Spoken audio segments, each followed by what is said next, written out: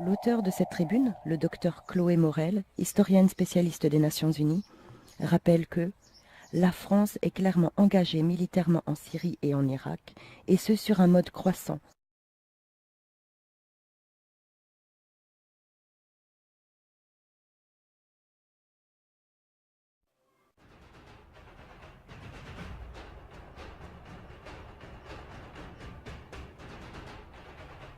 Les peuples ont les gouvernements qu'ils méritent.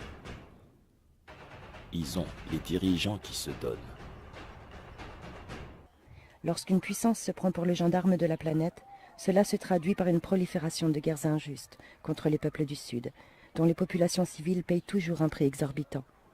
Par exemple, les gouvernements successifs des États-Unis, convaincus que la divine Providence leur avait donné la mission de combattre le mal partout, ont multiplié leurs interventions armées à l'étranger, avec les conséquences que l'on connaît.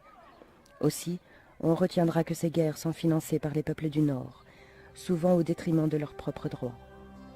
Dans le cas qui nous occupe, les guerres déclenchées par les gouvernements français sont financées par le contribuable français, au détriment d'un meilleur service dans des secteurs aussi importants que la santé ou l'éducation, afin de réduire les inégalités en France.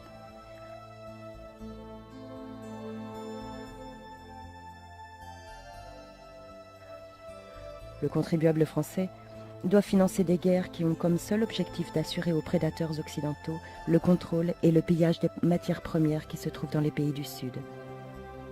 Car les élites économiques ultralibérales qui s'opposent à l'intervention de l'État et sont hostiles à l'État-providence ici en France n'ont jamais cessé d'avoir recours à l'intervention armée de l'État français dans les pays du Sud. Chaque fois qu'il a fallu renverser un gouvernement pour y installer un autre plus docile, ou simplement pour protéger une dictature corrompue contre le désir de changement de la population. Le crime ne peut qu'enfanter le crime, que l'injustice cause d'autres injustices et que la violence favorise la naissance d'une autre violence encore plus meurtrière. Les élites politiques de la métropole décidaient, selon leur convenance, de faire la guerre aux colonisables et ou aux colonisés, sans que le territoire métropolitain ne devienne jamais le théâtre de ces guerres.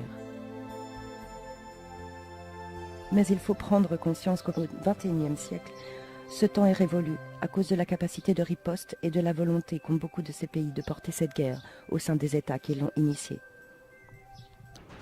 Je crains que la plupart des Français n'aient encore compris que la guerre contre la Libye déclenchée par le gouvernement du président Sarkozy n'était pas nécessaire, ne servait pas l'intérêt du peuple français et au contraire mettait en danger sa sécurité.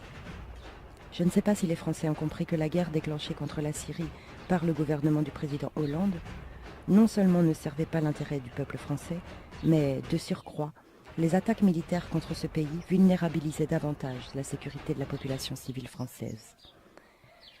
Tous ces responsables politiques savaient plus ou moins quel risque ils faisaient encourir aux Français lorsqu'ils menaient des attaques aériennes qui frappaient là-bas des civils innocents.